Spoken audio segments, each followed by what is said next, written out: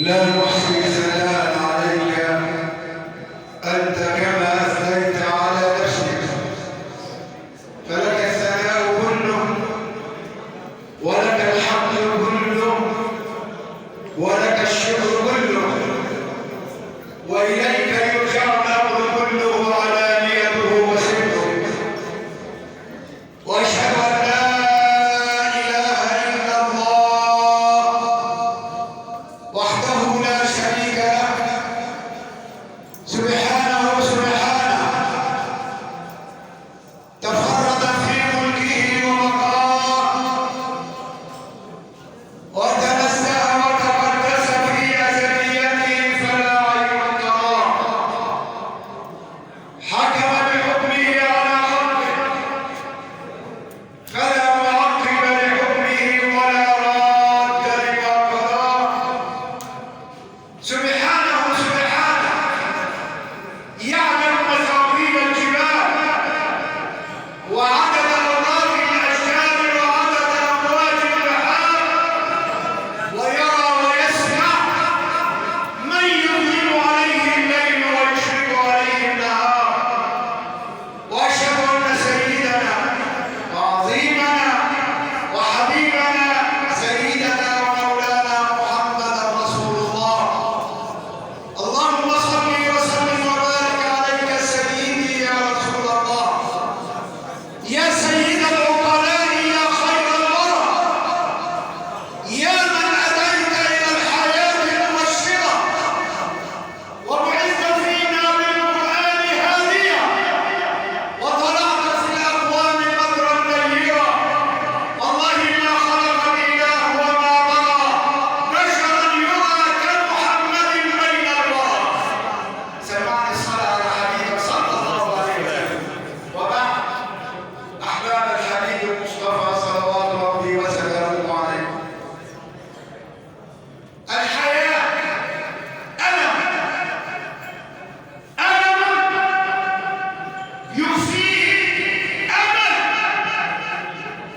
أمل يحققه عمل ينهيه أجل، ويجزى كل إنسان بما عمل. الحياة ألم.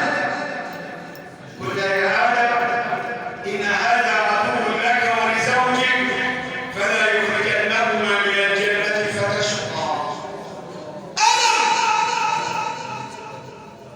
ألم يخفيه أمل يحققه عمل ينهيه أجل، ويجزى كل إنسان بما عمل. أحباب الحبيب المصطفى صلى الله عليه وسلم،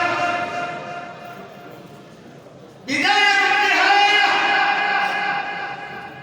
الموت، وأن ليس للإنسان إلا ما سعى، وأن سعيه سوف يرى، ثم يجزاه الجزاء الأوفى، وأن إلى ربك المنتهى.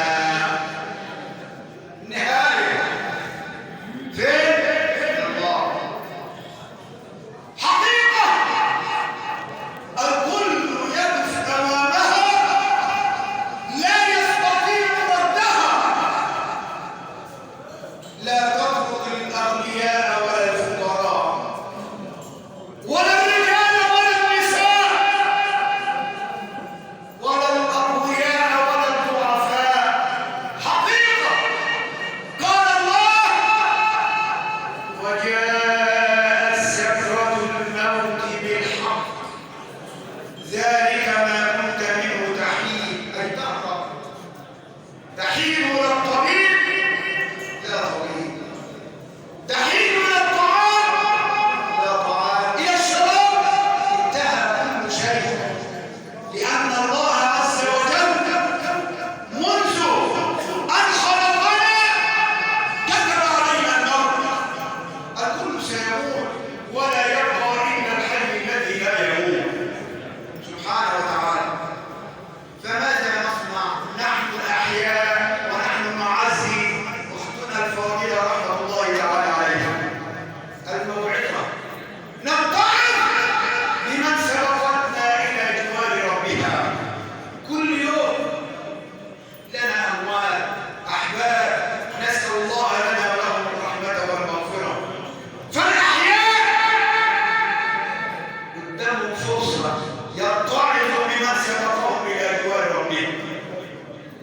وعايزين نخش الجنة، نسأل الله يكون من أهلها.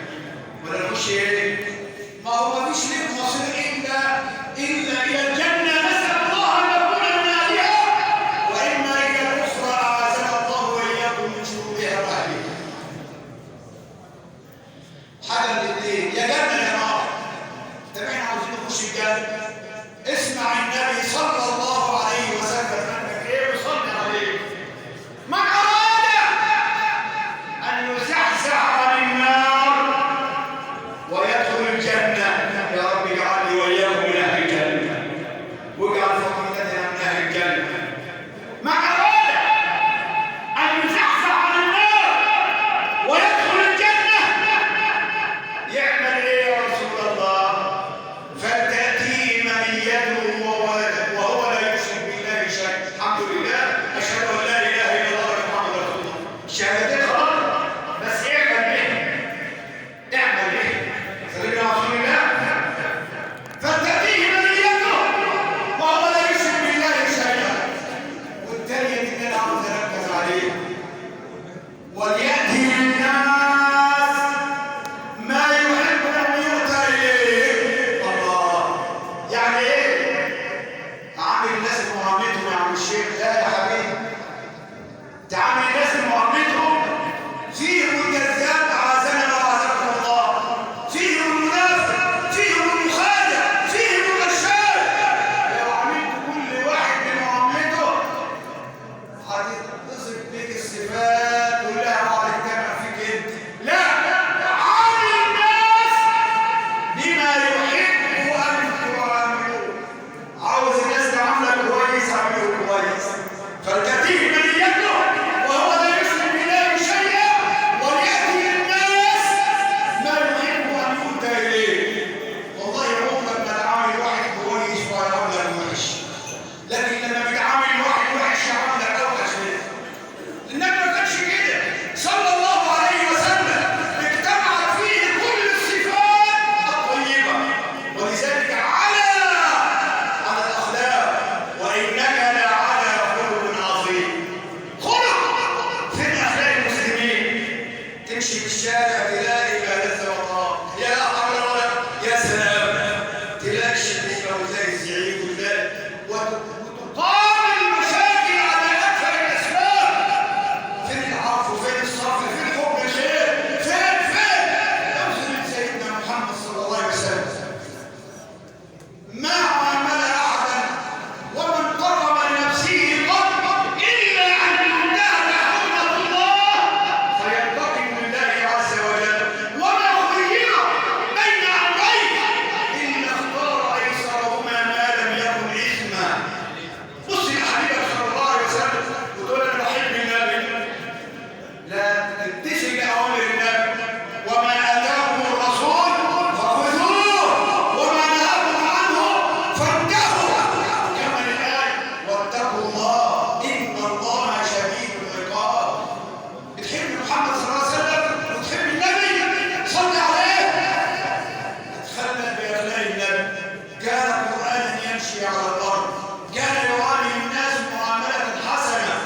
واحد بيصلي وراه رضي الله تعالى عن اصحاب رسول الله ويعطس في الصلاه، فبعض الصحابه قالوا يرحمك الله، والراجل نظروا له كانهم يسكتوه، رموه بابصارهم، فجعل الرجل يجري على فخذيه، يا ويلاه يا ويلاه. فالناس اتسكتوا بايه؟ بالاشاره. فبعد ما